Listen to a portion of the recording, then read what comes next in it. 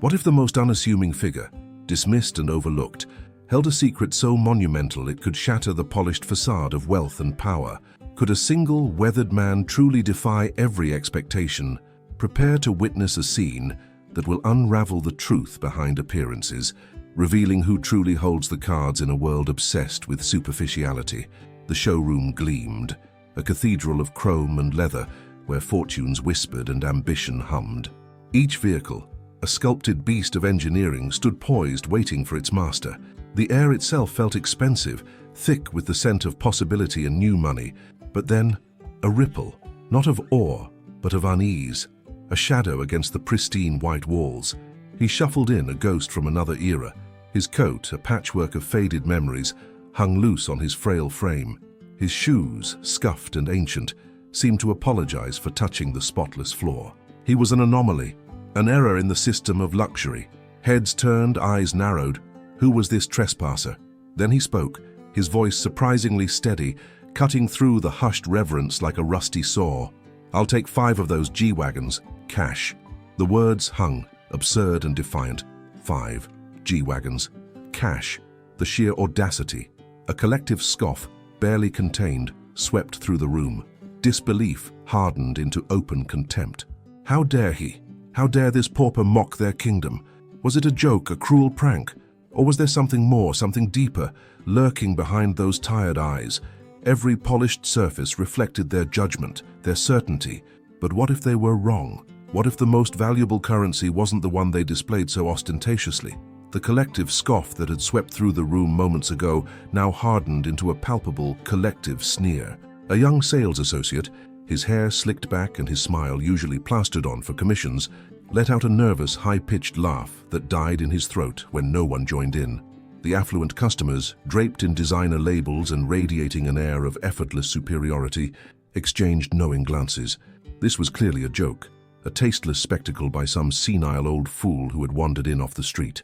How dare he desecrate their temple of aspiration with such a ludicrous claim? The silence stretched, thick with unspoken judgment, before a new figure emerged from the glass-walled office in the back. This was Mr. Sterling, the dealership manager, a man whose expensive suit seemed molded directly onto his body, a second skin of ambition and polished arrogance. He moved with a predatory grace, his eyes, sharp and calculating, immediately fixing on the old man, Mr. Sterling's approach was a masterclass in controlled condescension. He didn't walk, he glided, his every step a silent pronouncement of his importance. A thin, practiced smile touched his lips, but his eyes remained cold, assessing the anomaly before him. "Good morning, sir," he began, his voice smooth as aged whiskey, yet edged with an unmistakable, patronizing lilt. "Can I assist you? Perhaps direct you to our pre-owned sedan section?"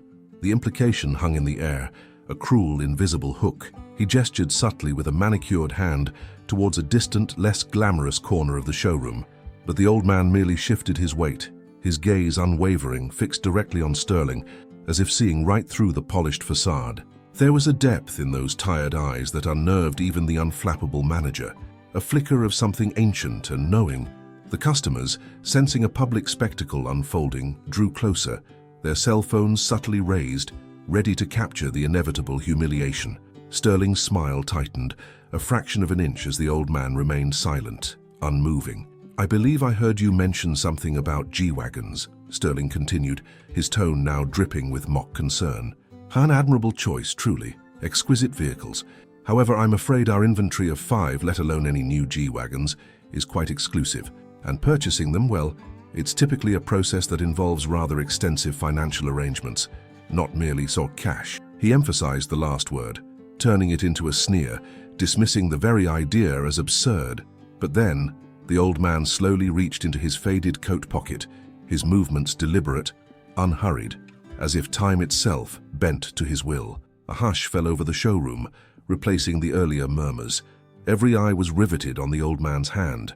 Was this the prank's punchline? Would he pull out a wad of Monopoly money?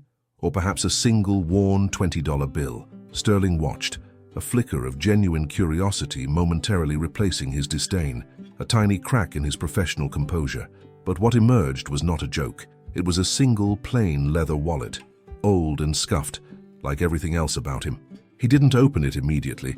Instead, his gaze swept over the opulent showroom, lingering on a diamond-encrusted watch on a customer's wrist, then on the gleaming chrome of a G-Wagon. He seemed to be taking stock, assessing not just the room, but the people within it, their worth measured against an unknown scale. "The G-Wagons," the old man finally said, his voice still steady, calm. "Are they in stock, or will you need to order them?"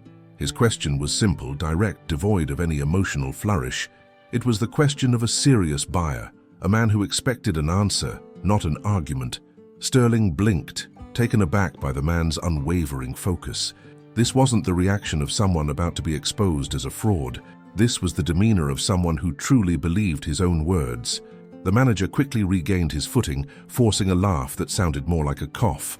"Sir, with all due respect, our G-Wagon allocation is meticulously managed. 5 units for immediate cash purchase by someone without an established account is simply unprecedented, and frankly, sir, a little insulting to our other esteemed clientele who follow proper procedures." The customers nodded in agreement, their faces a mixture of smug superiority and self-righteous indignation. The old man's eyes, however, didn't waver. He didn't appear insulted. He seemed to view Sterling's bluster as mere background noise.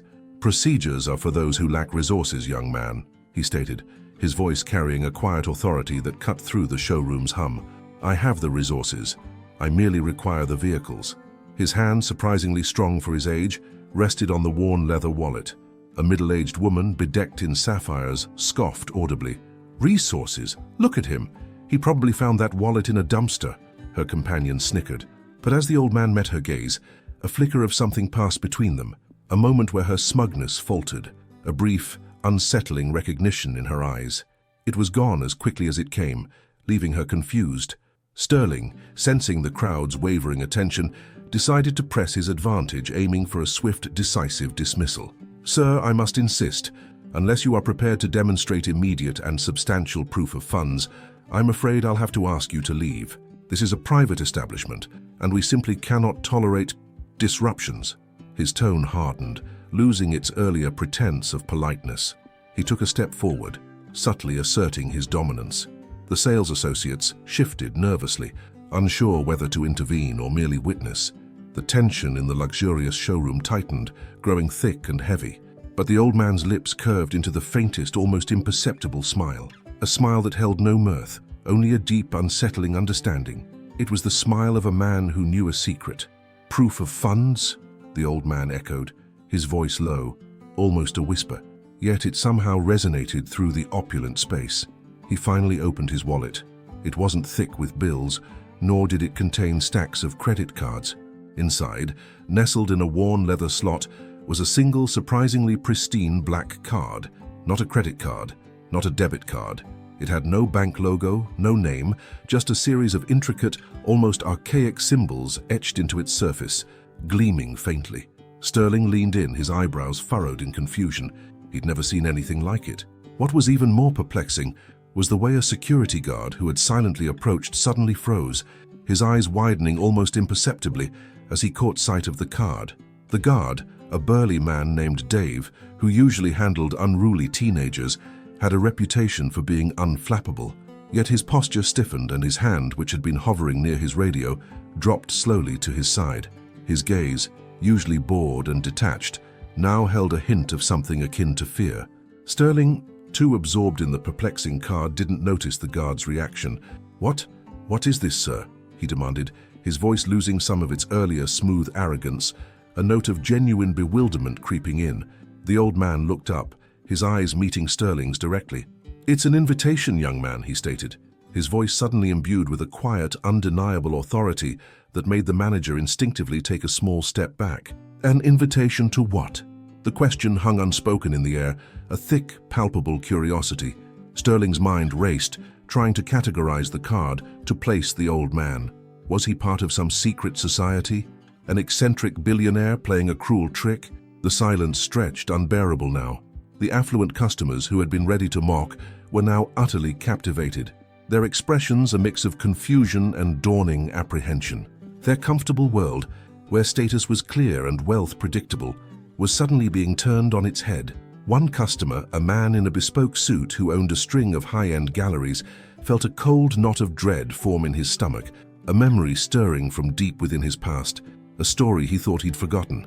The old man closed his wallet, the mysterious card tucked back out of sight, but its impression lingered. "So the 5 G-Wagons," he reiterated, calm and firm as before, as if the entire interlude with Sterling and the card had been a mere formality. "Are they available or not? I have other appointments." His words carried a weight that belied his frail appearance. Sterling swallowed hard, his carefully constructed facade finally cracking. His smooth smile was gone, replaced by a genuine look of uncertainty.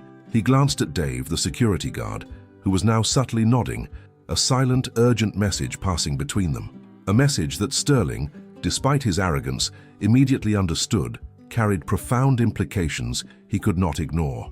"Sir," Sterling began again, his voice now devoid of its earlier condescension, a tremor of respect or perhaps fear rippling beneath. "One moment, please. I need to confirm something in the back." He turned abruptly, almost stumbling, and disappeared into his office, leaving the showroom in an even deeper state of bewildered silence.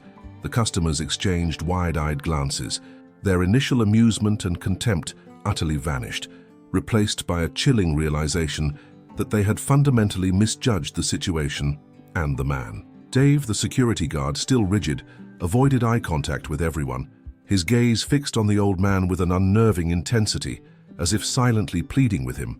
The old man, oblivious to the sudden shift in atmosphere, simply stood there, an anchor of calm in the storm of confusion he had created. He surveyed the expensive vehicles, his expression unreadable, almost bored. It was as if he had merely asked for the time and was now patiently waiting for an answer. The silence was pregnant with unspoken questions. What had Sterling gone to confirm?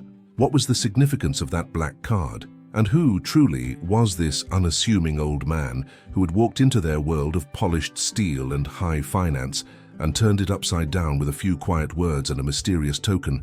The air, once thick with the scent of new money, now carried a faint, unsettling whiff of something ancient and unyielding, a power far older than any currency. The uncomfortable rustle of whispers gave way to a renewed, emboldened derision. Customers, having waited long enough for a punchline, began to scoff more openly. "All right, Grandpa, enough with the theatrics," a young man in an impeccably tailored suit sneered, his voice cutting through the showroom's lingering tension. Others chuckled, regaining their earlier contempt. Whispers about a senile old fool trying to waste their time resurfaced, momentarily burying the strange atmosphere. But the old man, oblivious to their renewed mockery, simply blinked, his gaze still distant, fixed on a sleek silver sports car. His focus was unwavering, as if the surrounding insults were just background noise to a deeper, more profound consideration. Without a word, a subtle shift occurred. His hand, gnarled and surprisingly strong, reached into the folds of his simple, worn coat. From an almost impossibly deep inner recess, he produced a battered leather briefcase. It looked ancient, far older than the modern accessories clutched by the showroom patrons. Its tarnished brass clasps seemed to hum with an untold history, a silent testament to countless journeys and secrets held within. The murmurs of derision died down again, replaced by a collective, albeit fleeting, curiosity. What could possibly be inside that relic, rescued from such an unlikely pocket? He set the briefcase down on the gleaming marble floor, its weathered surface a stark contrast to the polished sheen. The soft thud it made, barely audible, echoed through the sudden, expectant silence. With deliberate slowness, his fingers went to the brass clasps. Click, click. Each sound resonated, building a peculiar suspense that even the most cynical couldn't ignore. A few people leaned forward, involuntarily drawn into the quiet drama unfolding before them. The young man who had scoffed earlier found himself holding his breath, an unsettling tremor running down his spine he couldn't explain. The lid opened with a soft sigh of ancient leather, revealing not old papers or trinkets, but a dense, packed interior. The first thing that caught the light was a shimmering green. Stacks of crisp $100 bills, meticulously bundled, lay nestled within. Not just a few, but layers upon layers, so tightly packed they seemed to bulge. A sharp, involuntary gasp escaped someone near the front. The sheer quantity was breathtaking. This wasn't pocket change for a test drive, but enough to buy a significant chunk of the entire showroom inventory, if not more. But the cash was just the beginning. With another slow, methodical movement, The old man nudged aside one of the bundles. Beneath it, secured with a robust old-fashioned rubber band, were thick envelopes. These weren't filled with more cash.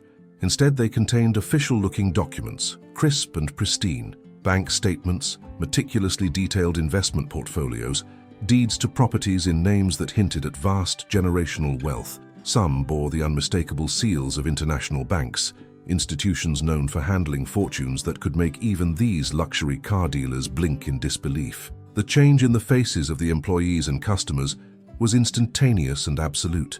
The derision, the dismissive smirks, the bored condescension, all vanished as if wiped clean by an invisible hand. In their place emerged expressions of utter shock, disbelief so profound it bordered on agony.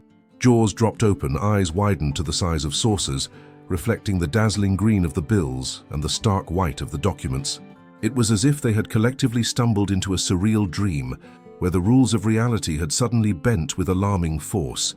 A hushed gasp, then a frantic whisper began to snake through the crowd. Who is this man? The question hung heavy in the air, mirroring the customer's internal turmoil. The young man who had mocked him earlier felt a cold sweat prickle his hairline. His tailored suit suddenly felt itchy, constricting, his own wealth insignificant. This wasn't just wealth, this was old wealth, the kind that didn't need to flaunt itself, the kind that often hid in plain sight. Every previous judgment, every sneer, every dismissive thought now coiled back to strike them with the force of a venomous snake. Dave, the security guard, still maintained his rigid posture, but a subtle tremor ran through his hands. His fixed gaze on the old man now held something akin to fearful respect, a silent acknowledgement of the sheer power he had witnessed. He knew. He had seen this before, or at least heard whispers of figures like this. Just then, the distant whir of the glass doors signaled Sterling's hurried return, his face pale, his eyes wide with a mixture of awe and sheer terror. He clutched his phone, its screen still displaying a logo that sent a shiver down even the most jaded spine. Sterling, finally reaching the old man, practically collapsed, breathless, his voice a frantic whisper. "Sir, Mr. Thorne, the records, they're beyond anything we've ever seen. The black card, it's linked to the Thorne Foundation, the one that controls global commodities. And the bank details you provided, they confirm holdings that could buy out our entire parent company several times over." His words, though hushed, were overheard by enough people to send another jolt of electrifying shock through the stunned audience. Thorne, the name itself resonated with unimaginable, ancient power. The old man, Mr. Thorne, merely nodded, as if Sterling had simply confirmed the time of day. "Good," he said, his voice still soft, almost a murmur, yet it commanded absolute attention. "Now, about that silver sports car." His gaze drifted back to the sleek vehicle he had been eyeing earlier, completely ignoring the shell-shocked faces around him. He wasn't interested in their apologies or their newfound fawning respect. He was here for business, pure and simple, but on his own terms. And those terms, it was becoming increasingly clear, were going to be dictated by an ancient, unyielding power that had just revealed its hand, turning the showroom into his personal stage. The air in the showroom, once thick with disdain and a casual indifference to the elderly, now hummed with a frantic energy, a panicked attempt to reconfigure reality itself. Sterling, the previously condescending sales director, was practically prostrating himself, a human doormat for Mr. Thorne's path. His face, usually a mask of practiced superiority, was a contorted canvas of fear and fervent apology. "Mr. Thorne, sir, my deepest, sincerest apologies for the misunderstanding. Anything, absolutely anything you desire, consider it done." He gestured wildly, a supplicant desperate for absolution. Thorne merely inclined his head, a gesture so minimal it barely registered, yet it carried the weight of a decree. The staff, from the lowliest cleaner to the senior managers, moved with a newfound, almost theatrical urgency, their earlier sneers replaced by an unnerving obsequiousness. It was a bizarre transformation, as if a switch had been flipped, revealing a hidden mechanism of power and fear. What exactly was Thorne planning with such a sudden, overwhelming show of force? Sterling, seemingly forgetting his earlier dismissals of Thorne's simple tastes, now moved with a purpose that bordered on manic. He barked orders, his voice a strained falsetto, sending junior staff scurrying. "The G-Wagons, all 5 of them. Top specification, every single option, no expense spared." His eyes darted nervously between the flurry of activity and Thorne, who stood impassively by the silver sports car, his gaze still fixed on its sleek lines, a silent testament to his unshakable focus. He didn't acknowledge Sterling's frantic efforts, didn't demand an explanation, didn't even betray a flicker of satisfaction at their sudden servitude. It was as if their existence, their frantic scurrying, was entirely beneath his notice, a mere ripple in his vast, undisturbed ocean. The specific mention of all 5 G-Wagons raised immediate questions. Why an identical fleet, and for what purpose? The showroom staff, suddenly transformed into a highly efficient, if terrified, unit, began the orchestrated ritual of vehicle presentation. The 5 Mercedes-Benz G-Wagons, previously nestled in a discreet corner, were now meticulously driven to the center, their imposing silhouettes reflecting the showroom lights. Each one was an obsidian black, a uniform statement of understated yet undeniable authority.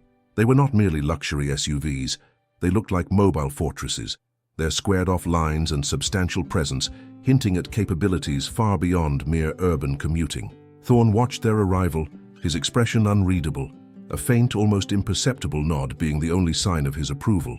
Yet, even as they were brought forth, one detail remained a nagging mystery, the almost surgical precision of their presentation, as if they were always destined for this exact moment. Technicians, still reeling from the revelations, swarmed the vehicles, polishing chrome, wiping down interiors, checking every sensor and display, with a zeal that bordered on religious fervor. They were no longer merely preparing cars for a customer, they were preparing vessels for a king. Every detail was scrutinized under the unforgiving glare of the showroom lights. One junior mechanic, wiping down a tire, noticed a faint, almost invisible symbol etched into the alloy, unlike any factory marking he'd ever seen. He quickly looked away, not daring to question it. Sterling, his brow slick with sweat, hovered near Thorne, ready to anticipate any unspoken wish. "They're being prepped, sir, exactly as you specified. Full tanks, all checks complete." The specified details remained undisclosed, a silent contract between Thorne and a world beyond the showroom floor. What hidden features had Thorne requested? The moment of purchase arrived, not with the usual flurry of paperwork and protracted negotiations, but with a quiet, almost ceremonial efficiency. Thorne produced a second black card, identical to the one that had shattered the sales director's worldview moments before. He handed it to Sterling, who received it with trembling hands, as if it were a sacred artifact. The transaction was swift, almost instantaneous. The terminal beeped, confirming the transfer of funds, a sum that made Sterling's head spin, easily enough to buy a small island nation, let alone 5 luxury vehicles. Thorne offered no signature, merely a subtle nod. The staff watched, mesmerized, as an empire shifted on the quiet click of a card reader. The sheer magnitude of the transaction, executed with such effortless grace, made them wonder about the true scale of Thorne's wealth and influence. "Excellent," Thorne murmured, his voice a low thrum that seemed to vibrate through the very foundations of the building. He didn't ask for keys or ownership documents. They were simply placed into his hand by a trembling Sterling, as if Thorne's mere presence negated the need for such mundane formalities. The 5 sets of keys, each with the Mercedes logo, felt unusually heavy, imbued with a gravity beyond their metallic composition. He glanced at the G-Wagons, not with possessiveness, but with an air of detached approval, as if they were merely tools acquired for a much grander, yet unarticulated purpose. Their true destination and the cargo they might one day carry remained an unsettling void, fueling the staff's growing unease. What mission lay ahead for these formidable vehicles? The staff, now thoroughly convinced of Thorne's colossal power, watched his every move with bated breath. Their earlier scorn, their dismissive snickers, seemed like a forgotten dream, replaced by a profound, almost primal fear. They understood implicitly that they had stood at the precipice of ruin and had been spared only by Thorne's casual indifference to their past transgressions. Their careers, their livelihoods, perhaps even their very futures had hung by a thread, and they had only just realized it. The fear was palpable, a cold dread that seeped into their bones, ensuring their subservience was now absolute. Yet, beyond the fear, a deeper question simmered. How had this ancient power remained hidden for so long, only to reveal itself in such an unassuming fashion? Thorne, still radiating an aura of serene dignity, gave the 5 G-Wagons one last lingering look. It wasn't a look of pride, but rather of quiet satisfaction, like a craftsman surveying a completed, formidable instrument. Then his gaze, almost imperceptibly, drifted back to the silver sports car. It was still there, polished and gleaming, a silent promise hanging in the air. He hadn't forgotten it, merely postponed its acquisition.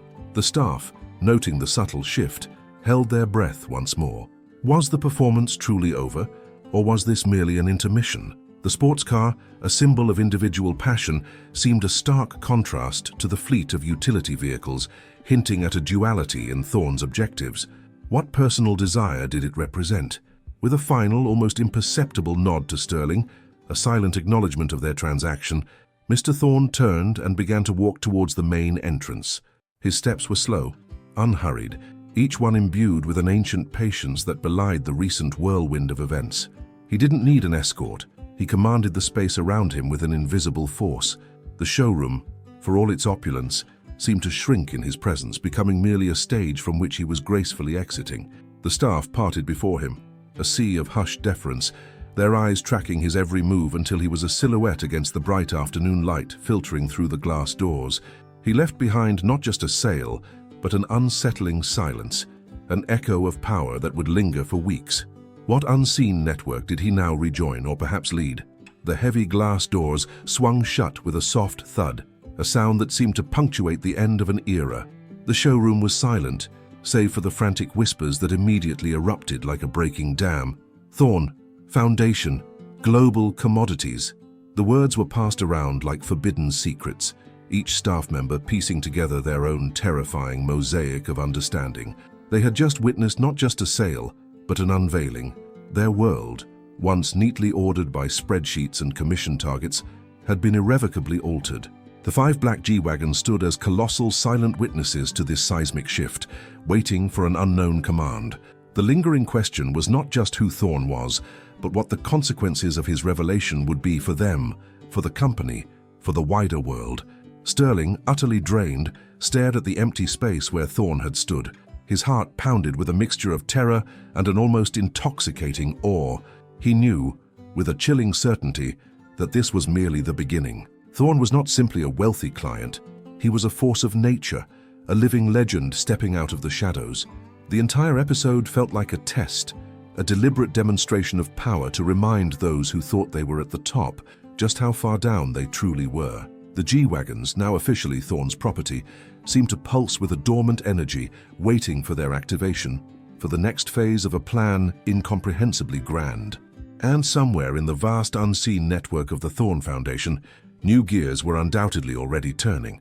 A profound silence descended upon the showroom, heavy and suffocating, as the echo of Thorne's retreating footsteps faded into the vastness of the polished floor.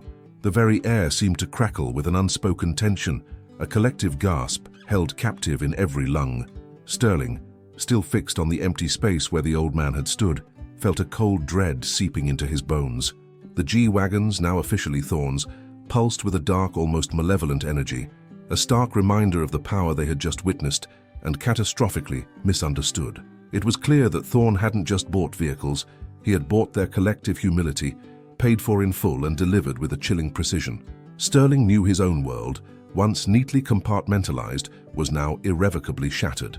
He wondered what else Thorne owned, what other pieces of their reality were now merely on loan, subject to a whim they could not comprehend. The sheer magnitude of the old man's influence was just beginning to unfurl, a terrifying realization dawning on everyone present. Did Thorne's silent departure signify an end, or was it merely the opening act of a much larger, more punishing drama for them all? The answers felt like they were just out of reach, shimmering behind a veil they were not permitted to pierce.